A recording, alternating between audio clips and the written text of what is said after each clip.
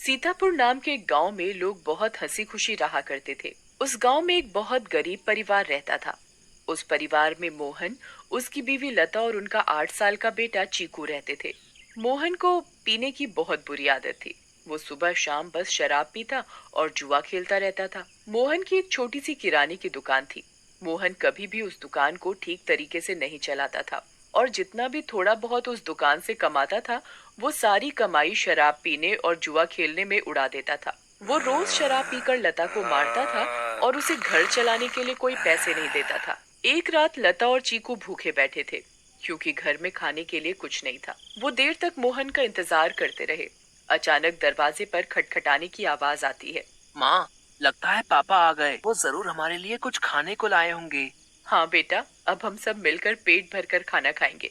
लता जल्दी से दरवाजा खोलने जाती है। जैसे ही वो दरवाजा खोलती है तो देखती है कि मोहन के दोस्त मोहन को पकड़कर खड़े हैं और मोहन नशे की हालत में है। अरे भैया, इतनी रात को आप लोग? अरे भाभी जी, क्या बताएं, आज तो मोहन ने हद ही कर दी। इतनी शराब पी रखी थी कि इसे इतना भी होश नहीं था कि ये कहाँ पड़ा है। हम इसे चौराहे पर से उठा कर लाए हैं। अगर कोई गाड़ी वाला कुचल जाता तो बताओ, आप लोगों की तो जिंदगी खराब हो जाती। हाँ भाभी जी, बस आप लोगों का सोचकर हम इसे यहाँ ले आए, वरना तो इसका सबके साथ ऐसा व्यवहार है कि कोई इसकी मदद ना करे। मोहन के दोस्त मोहन को कमरे में ले जाकर लिटा देते हैं और वहाँ से चले जाते हैं। बेटा चीकू, आज हमें फिर से भूखा ही सोना पड़ेगा। मैं तेरे पापा के भरोसे तुझे और भूखा नहीं रख सकती। अब मुझे ही कुछ काम करना पड़ेगा। तू बस आज थोड़ी सी भूख बर्दाश्त कर ले। ठीक है माँ। चीकू और लता दूसरे कमरे में सोने चले जाते हैं। तभी मोहन नींद में बड़बड़ाने लगता है। थोड़ी देर बाद मोहन को होश आता है और वो खुद को अपने घर में पाता है। अरे ओ लता, कहाँ मर गई? मुझे बहुत तेज भूख लगी है। चल जल्दी से मेरे लिए खाना लेकर आ। लता बहुत गहरी नींद में सोई हुई होती है और उसे मोहन की आवाज सुनाई नहीं देती।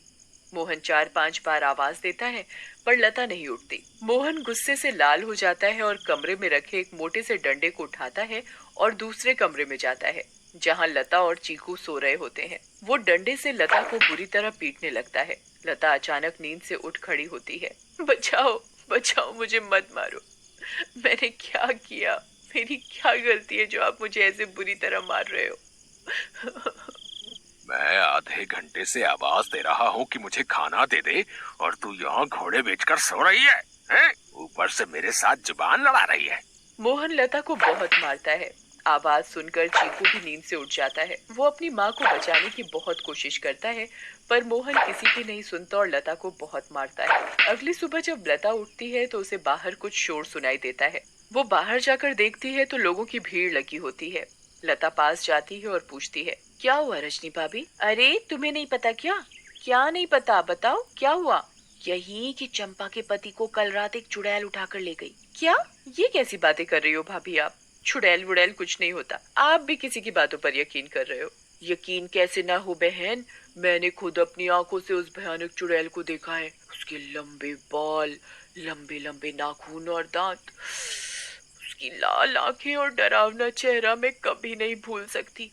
जब मैं आधी रात को पानी पीने के लिए उठी तो थोड़ी ठंडक लेने के लिए खिड़की पर खड़ी हो गई थी और तभी मैंने देखा कि एक चुड़ैल चंपा के पति को हवा में उड़ाकर ले जा रही है। ऐसी बात है तो हमें संभल कर रहना होगा और शाम होते ही अपने घर के खिड़की दरवाजे बंद करने होंगे। अब बिल्कुल सही कहा लता भाभी आपने। सब अपने घर चले जाते हैं। लता भी काम ढूंढने निकल पड़ती है। वो घर घर जाकर काम मांगती है पर उसे कहीं काम नहीं मिलता। अंधेरा होने लगता है और आखिर में उसे सरपंच मिलता है। क्या हुआ लता? बड़ी परेशान दिख रही है। बस क्या बताऊं सरपंच जी, चीकू के पापा का तो सभी को पता है कि वो ठीक से कमाते तो है नहीं और जो कमाते हैं उसे दारू में उड़ा देते हैं। इसीलिए मैं ही काम ढूंढ रही हूँ ताकि अपना और अपने बच्चे का पेट भर सकूं। ऐसी बात है तो मेरे पास एक काम है। मेरी माँ बहुत बड़ी हो गई है और बिल्कुल चल फिर नहीं सकती। मैं उनकी देखभाल के लिए किसी को देख रहा था। पर अगर तुम चाहो तो तुम ये काम कर सकती हो। मैं तुम्हें महीने के 2000 रुपए दूंगा। आपका बहुत बहुत धन्यवाद। बस एक दिक्कत है कि तुम्हें देर रात तक रुकना होगा, जब तक कि वो सो नहीं जाती। मुझे मंजूर है सरपंच जी। ये लो फिर 500 रुपए और कल से आ जाना। लता खुशी खुशी घर जाती है और ये बात चीकू को बताती है। दोनों बहुत खुश हो जाते हैं। तभी वहाँ मोहन आ जाता है। क्या बात है? किस बात की इतनी खुशी मनाई जा रही है? मुझे उनकी बड़ी माँ का ध्यान रखना होगा, जिसके बदले वो मुझे पूरे 2,000 रुपए देंगे। तू कहीं भी जाकर मर, मुझे कोई फर्क नहीं पड़ता। बस मुझे दारू पीने के लिए पैसे मिलने चाहिए। तभी मोहन को लता के हाथ में कुछ पैसे दिखते हैं। मोहन वो पैसे लता से छीन लेता है। लता बहुत रोती है और अपने पैसे मांगती है, पर मोहन उसकी एक नहीं सुनता और दारू पीने चला जाता है। लता उन पैसों में से कुछ पैसे अपने पल्लू में पहले से ही बांध लेती है, जिसका वो घर का राशन ले आती है। उस दिन लता और चीकू पेट भरकर खाना खाते हैं, चैन की नींद सोते हैं। दूसरी ओर चुड़ैल का आतंक शुरू हो जाता है। वो आसमान से आती है और गांव वालों के घरों के ऊपर उड़ती रहती है। वो कभी किसी के घर के ऊपर तो कभी किसी और के घर के ऊपर अपने शिकार की तलाश में उड़ती रहती है। अब मैं अपना शिकार करूंगी। किसको लेकर जाऊं आज अपने साथ? किसको? बहुत देर तक चुड़ैल को कोई दिखाई नहीं देता। लगता है इस गांव के आदमी बहुत चालाक हो गए। अब इन्होंने रात को निकलना ही बंद कर दिया। अगर ऐसा रहा तो मैं अपना शिकार कैसे करूंगी? किसको लेकर जाऊं अपने साथ? किसको लेकर जाऊंगी अपने साथ? तभी भोला रात को घर के बाहर आता है और रस्सी पर सूख रहे कपड़े उतार कर इकट्ठे करने लगता है। चुड़ैल की नजर भोला पर पड़ती है। मिल गया मेरा शिकार। चुड़ैल भोला पर हमला करती है। वो उसे एक हाथ से पकड़ती है और अपने साथ हवा में उड़ाकर ले जाती है। बचाओ, बचाओ, मुझे छोड़ दो, जाने दो मुझे। तू तो मेरा आज का शिकार है, ऐसे कैसे छोड़ दूं? तभी भोला की बीवी बाहर भोला को देखने आती है। उसे भोला घर के बाहर कहीं नहीं दिखता, पर फिर उसकी नजर ऊपर जाती है और वो देखती है कि चुड़ैल उसके पति को लेकर जा रही है। रेखा ये सब देखकर बेहोश ही हो जाती है और सुबह जाकर उसे होश आता है। होश आते ही वो अपने पति को हर तरफ ढूंढने लगती है, पर वो कहीं नहीं मिलता। वो यहाँ वहाँ पागलों की तरह भागती है और चिल्ला रही है। तभी गांव के लोग इकट्ठे हो जाते हैं। क्या हुआ रेखा भाभी? अगली सुबह जब लता उठती है तो उसे फिर से घर के बाहर कुछ लोगों का शोर सुनाई देता है। लता बाहर जाती है। क्या हुआ रजनी भाभी, आज किस बात का शोर हो रहा है? अरे लता, कल रात चुड़ैल रेखा के पति को उठाकर ले गई। रेखा का तो रो रो कर बुरा हाल है। बेचारी रेखा भाभी, पर मुझे ये समझ नहीं आ रहा कि वो चुड़ैल हर रात किसी के पति को ही क्यों उठाकर ले जाती है। सही कहा लता भाभी, हमें इस बात का जल्द से जल्द पता लगाना होगा। सभी लोग मिलकर एक तांत्रिक के पास जाते हैं और सारी बात बताते हैं। मैं अभी पता लगाता हूँ कि ये चुड़ैल चाहती क्या है। ओम ह्रीम क्लीम चामुंडाय विच्चय नमः। ओम ह्रीम क्लीम चामुंडाय विच्चय नमः। तांत्रिक ध्यान लगाता है और उसे वो चुड़ैल दिखाई देती है। ये कोई साधारण चुड़ैल नहीं है, बहुत खतरनाक चुड़ैल है।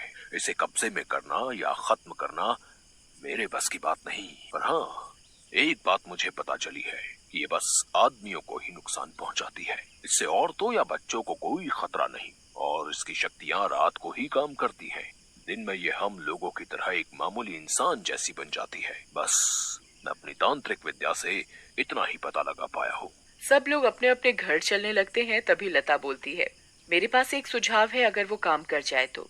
वैसे आप लोग मेरी बात सुनकर हंसेंगे, पर इसके अलावा कोई और तरीका नहीं दिख रहा इस चुड़ैल से बचने का। भाभी आप बताओ तो सही। पता चला अगला नंबर मेरा ही है। मैं अभी मरना नहीं चाहता। अंधेरा होने के बाद अगर सभी आदमी औरतों का भेष बनाकर रहे तो वो चुड़ैल किसी भी आदमी को औरत समझकर नहीं लेकर जाएगी। लता की बात सुनकर सब हंसने लगते हैं, पर बाद में सबको लता का ये सुझाव सही लगता है और सब अपने अपने घर चले जाते हैं। लता भी अपने घर चली जाती है। वो मैं कह रही थी कि गांव में चुड़ैल का आतंक बहुत बढ़ रहा है। वो हर रात एक आदमी को ले जाती है। तो गांव वालों ने तय किया कि सब आदमी अंधेरा होते ही औरतों के कपड़े पहन लेंगे, ताकि वो चुड़ैल उन्हें औरत समझकर छोड़ दे। तेरा दिमाग तो ठिकाने है या पागल वागल हो गई है? कोई बेवकूफ ही होगा जो ऐसा करेगा। मोहन लता की एक नहीं सुनता और चला जाता है। लता भी सरपंच के घर उनकी माँ की देखभाल के लिए चली जाती है। लता का पूरा दिन बहुत अच्छे से निकलता है। फिर रात हो जाती है और लता अपने घर के लिए निकल पड़ती है। दूसरी ओर गांव के सभी आदमी अंधेरा होते ही औरतों का भेष बना लेते हैं। लता जब अपने घर वापस जा रही होती है तो उसे आसमान से चुड़ैल आती दिखती है। लता बहुत डर जाती है और पेड़ के पीछे छुप जाती है। तभी वहां से मोहन गुजर रहा होता है। हे भगवान, अब मैं क्या करूं? अब तो ये चुड़ैल इनको ले जाएगी। मैं इनको कैसे बचाऊं? मिल गया मुझे मेरा शिकार। चुड़ैल उड़कर मोहन को पकड़ लेती है। बचाओ, बचाओ, कोई मुझे इस चुड़ैल से बचाओ। चुड़ैल मोहन को लेकर हवा में उड़ने लगती है। तभी लता दौड़ कर आती है और चुड़ैल का पैर पकड़ लेती है। चुड़ैल लता को देखकर वापस जमीन पर उतर जाती है। ए पागल औरत, छोड़ मेरा पैर और ले जाने दे मुझे इस आदमी को। ये मेरा शिकार है। नहीं, मैं तुझे नहीं छोड़ूंगी। मैं तुझे अपने पति को नहीं ले जाने दूंगी, चाहे इसके बदले मुझे अपनी जान ही क्यों न देनी पड़े। चुड़ैल बहुत कोशिश करती है पर लता उस चुड़ैल के पैर को नहीं छोड़ती। छोड़ मेरा पैर, मेरी पायल टूट जाएगी। दूर रह मेरी पायल से। मेरी पायल मेरी जान है। इस चुड़ैल को आखिर इतना क्यों प्यार है इस मामूली सी पायल से? और ये ऐसे क्यों बोल रही है? कहीं इस पायल में ही तो इसकी जान नहीं? मुझे इस पायल को तोड़ देना चाहिए। लता उस पायल को तोड़ देती है। चुड़ैल आग में जलने लगती है। ये तूने क्या किया? मेरी पायल में ही मेरी जान थी और तूने वही तोड़ दी। चुड़ैल उस आग में खत्म हो जाती है। अब मुझे माफ कर दो लता। मैंने हमेशा तुम्हें मारा पीटा और आज तुमने ही मेरी जान बचाई। उस दिन के बाद से मोहन बदल जाता है। वो अच्छे से काम करता है और अपने परिवार का ध्यान रखता है और कभी शराब नहीं पीता। गांव वालों को भी उस चुड़ैल से हमेशा के लिए छुटकारा मिल जाता है और सब हंसी खुशी रहने लगते हैं।